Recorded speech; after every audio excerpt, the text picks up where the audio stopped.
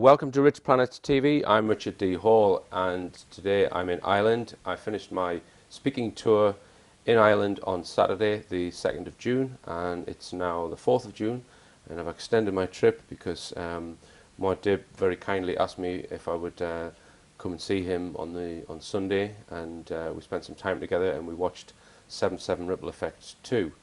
And so, as I say, I've extended my trip so that we can do an interview with MUAD DIB. Now then, MUAD DIB, welcome to the show first. Thank you very much for having me.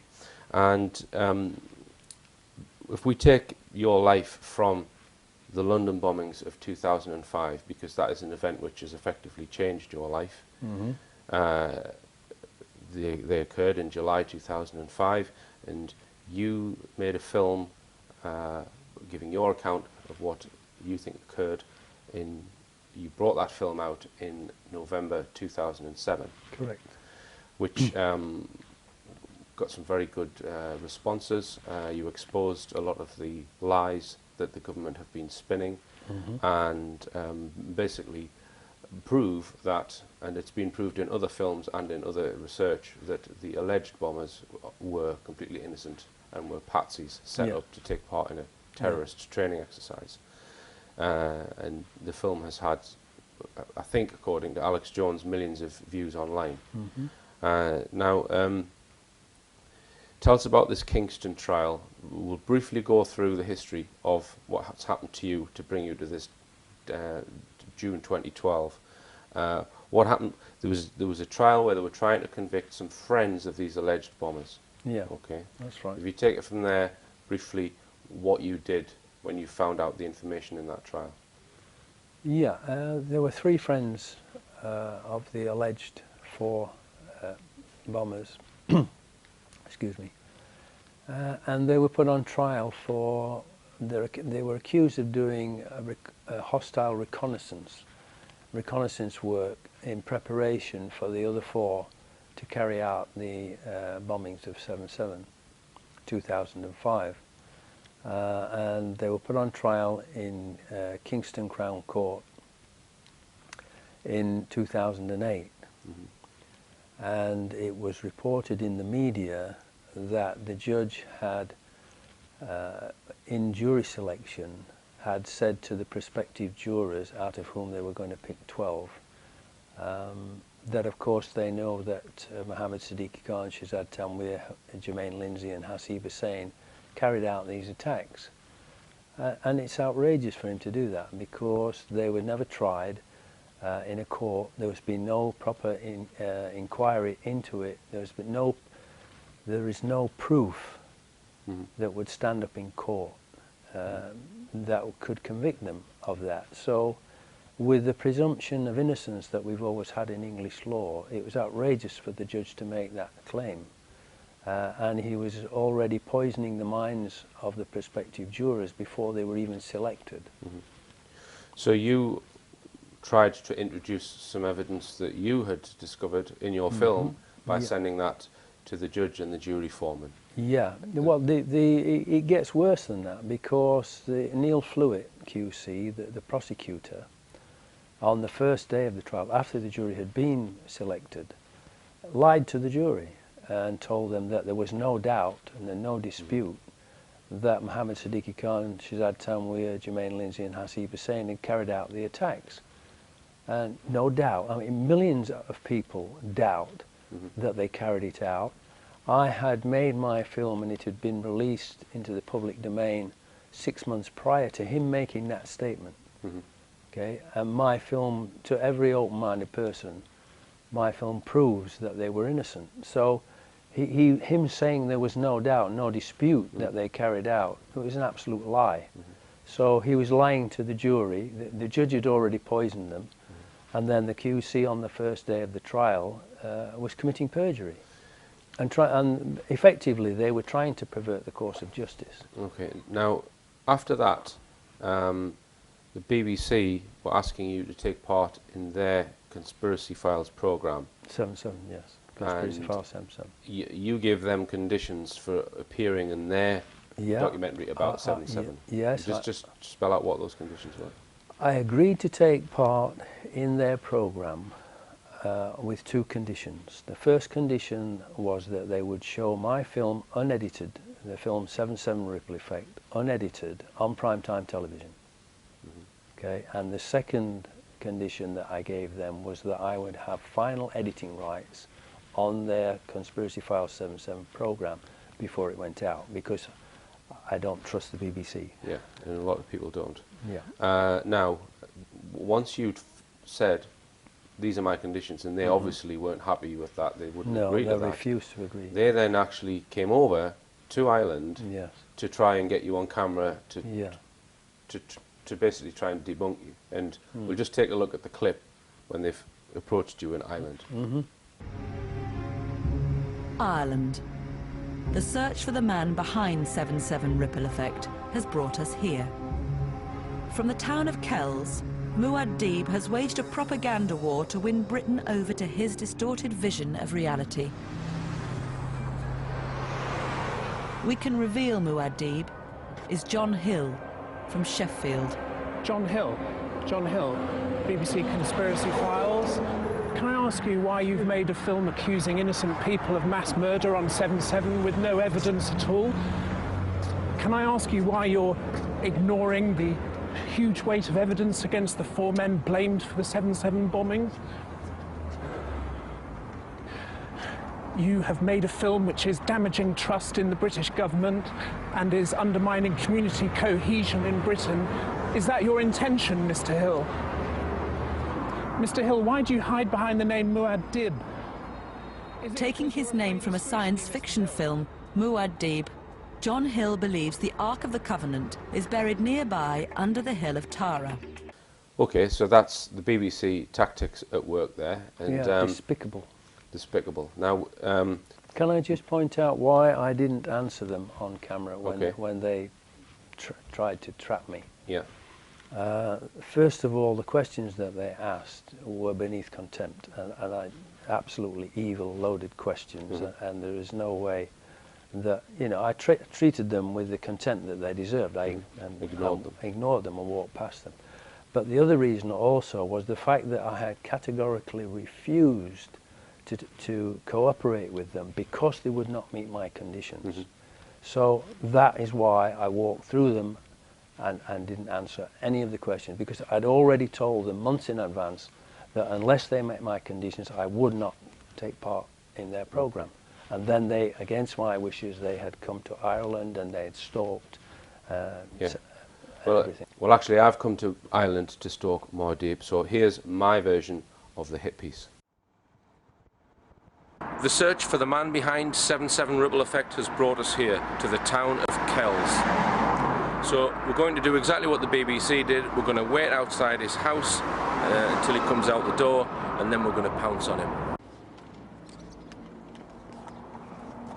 John Hill,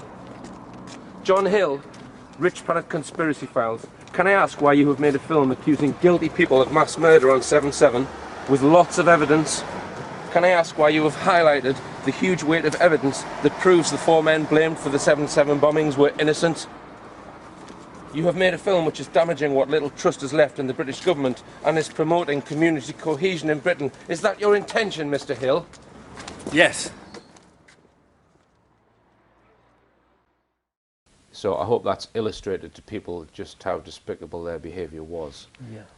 Yeah, because the one that you've done is how they should have done it. Yeah. If they'd have been fair and balanced as they're supposed to under the BBC's charter. Yeah. Now it seems that because you didn't take part and they were unable to get you on camera and to debunk you, that possibly that what happened to you next is linked to that. Yes, I'm pretty sure. Which is you were basically arrested for trying to pervert the course of justice. Yeah, instead of trying to prevent them from perverting the course of justice. So you were then, sometime after that, the British government successfully extradited you from Ireland under a European arrest warrant. Yeah. And then in total, tell us how long you spent in prison. 157 days. So your trial in the UK for allegedly trying to pervert the course of justice was held in May 2011. That's correct, and yes. From between the 9th and the 12th. Okay, and you won that trial? Yes. So even though the judge, tell us what the judge was, how the judge behaved when he was directing the jury. Well, he perverted the definition of the word pervert to the jury to try to convince them to convict me. Right. And he did it 3 times in his summing up to really try to drive the message home. And he told, everybody knows that the word pervert means to divert something from its rightful course. Okay? But his definition was totally different. Okay? He told the jury that in their legalese, which is their own language, which uses our words but have different meanings, he said that in legal terms, in this legalese language, that the word pervert means to influence. So that if I had tried to influence the court, either positively or negatively, then I was guilty. So even influencing someone towards the truth, for example, he's saying it's pervert. It's pervert the course of justice. So he was perverting the definition of the word pervert to try to pervert the course of justice and get me convicted for trying to stop them from perverting the course of justice in the trial of those 3 young men. All right, then. So since you've won that trial, you spent a little bit of time in London, and people were trying to persuade you to stay in London to kind of help with getting the truth out about 7/7. So you've come back to Ireland. Can you tell us why you came back to Ireland? Why you didn't decide to stay in London? Well, basically because I don't like London. I wouldn't. I wouldn't. I don't like it because it's crowded, because of all the pollution. You know, and it's nice to be in a country where there's lots of grass and trees and nature, and the air's clean and not the hustle and bustle. And you know, spending time in London and going into the tubes at rush hour where you like sardines, and everybody does that every day and thinks it's normal. I mean, it's terrible that people consider that and to be normal, to be squashed in like sardines. In a way, I'm safer here, I suppose. I was just going to say that if they do want to frame you or what have you, they've got to extradite you first. Again, yes. All right. Well, since you've come back here, you've embarked on 2 projects. One that you've completed, which is a film called "The Nazi Banksters' Crimes Ripple Effect." That's so correct. just tell us about why you've made a program about. Well, tell me first, what does the word Nazi have to do with bankers and banking? Just briefly. Well, it's all explained in the film. The word Nazi is from the word Ashkenazi, okay, which are a Khazar nation of counterfeit Jewish people. They claim to be Jewish people, but they're not. They're not racially Jewish. And they basically are the money changers, really, and the bankers. They control the world's monetary system, and they use loans at interest to governments around the world in order to bankrupt the nations, and then they end up owning the resources and enslaving the people. Okay. Well, if I am seeking to get that shown on Showcase, and if people want to watch that online, just tell people how they access it. It's jforjustice.net/banksters, BANKSTERS, banksters. Right. Okay. Now, at the end of that film, you put out an appeal for something that you're trying to gather support for in London on the 5th of November 2012. Yes. Briefly tell us about that. Well, I want the people to assemble at Parliament and to help me and to support me in declaring a year of Jubilee.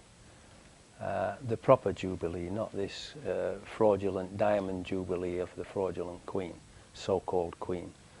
The real Jubilee is where all debts are cancelled and forgiven, and the wealth of the land and the land itself is redistributed equally back to the people, so that it totally eliminates debt and poverty. Okay. Details of that can be found Yeah. on the same website that the film's at. Yes, that's Okay. correct. Yeah.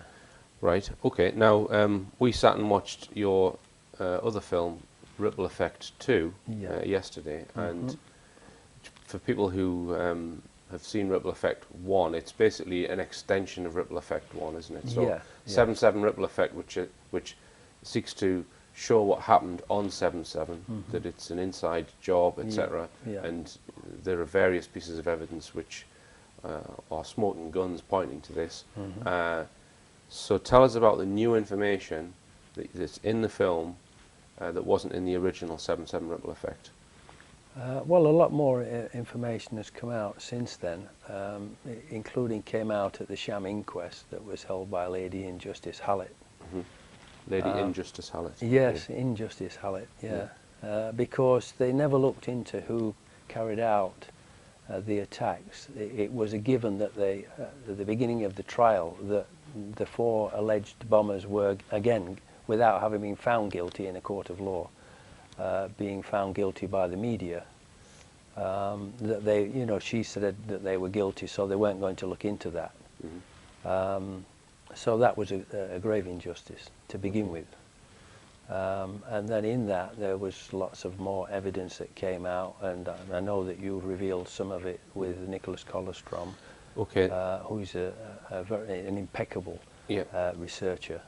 We'll just hold it there, MUAD DIB, because we're going to go for a quick break, but we'll continue talking about the new information in Ripple Effect 2 after the break.